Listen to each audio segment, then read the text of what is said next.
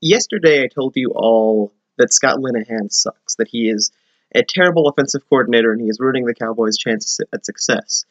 Today, I am going to tell you why that Scott Linehan is a bad offensive coordinator, but he is the sledgehammer to success and may actually be malicious and evil. Now that seems harsh, but as a coach, there is so little good to Scott Linehan's career that you're going to be on my side, I think, by the end of this video. Linehan got off to humble beginnings in coaching in 1989 as the receivers coach underneath first-year head coach John L. Smith. Now, if the name John L. Smith doesn't make you break out into hives, then you are not a fan of the Arkansas Razorbacks. John L. Smith is another terrible, terrible coach who destroyed Arkansas's 2012 season and killed what was our best chance to be a good college football team for the first time since 1964. So that's great. Linehan's introduction into coaching was underneath one of the head coaches I despise. It's like he was bred to destroy the Dallas Cowboys in the future for me. But let's skip ahead past the other college coaching gigs Linehan had, because he was there for several years, to the Minnesota Vikings, where he became their offensive coordinator in 2002. Now, Scott, with Randy Moss and Dante Culpepper before the injury, for 3 seasons, got them to the playoffs one time. Randy Moss, the second or arguably greatest receiver of all time, one playoff appearance. When Linehan left, he took Randy Moss with him because Moss was not with the Vikings after this. So Linehan, in some small way, was part of the Vikings losing Randy Moss. And you could say, that's not fair, he's just the offensive coordinator. He was also the receivers coach. Beautiful. After this, he got a job with the Miami Dolphins underneath Nick Saban. I guess Saban was doing his reclamation projects earlier than we even realized. The 2005 Dolphins went 9-7 and missed the playoffs. Good on them. After this, somehow Scott Linehan got a job as a head coach, this time with the St. Louis Rams of the NFL.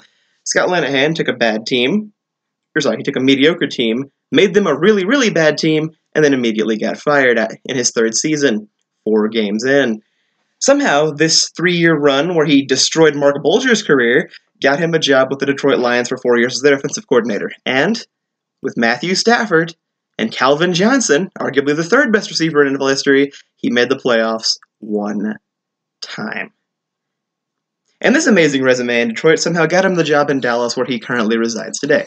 So if we look at the history of Scott Linehan, we see this.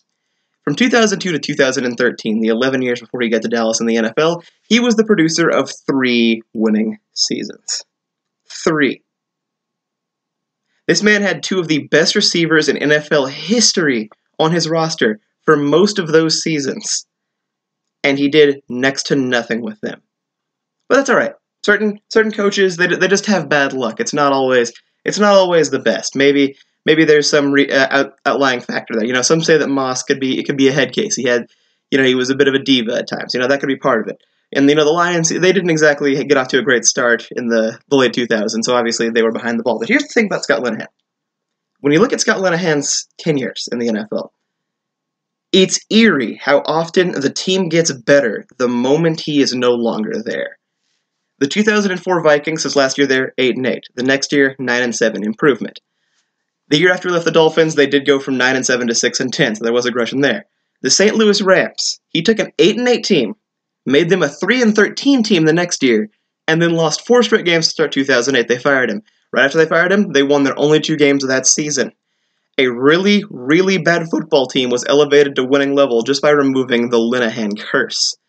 The Lions went, I believe it was 6-10 in Scott Linehan's final year there. They immediately went 11-5 the moment he was gone, the most wins they had since in any amount of time there in Detroit. And after that, he was in Dallas, so we don't know what he's going to do there. But look at that.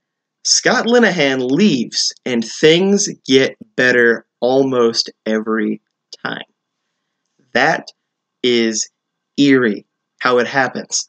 The Dolphins are the outlier there, but, the 2006 Dolphins didn't really have a quarterback. They tried Culpepper, who Linehan had done a good job destroying in Minnesota, so that wasn't really working for him. But, that's the outlier. Other than that, every other time in the NFL, you lose Scott Linehan, your team improves. It's unfortunate. More so, the Cowboys are in a precarious position here. They have a young quarterback that I think is very talented. His 455 yards against the Eagles certainly proved that.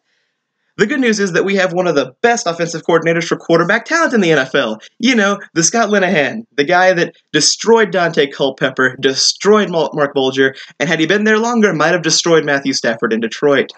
Scott Linehan is not just a bad OC, that would be one problem, but he is a quarterback-killing offensive coordinator.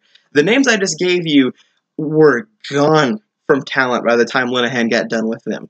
Outside of Stafford, who was able to evade the destruction, probably because he had Calvin Johnson to throw to.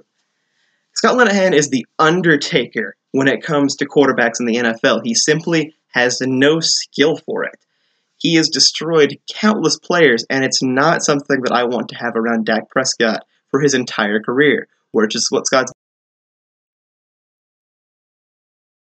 Scott is a good disaster time coordinator, you know? He was there in 2015 when Romo was injured, and history.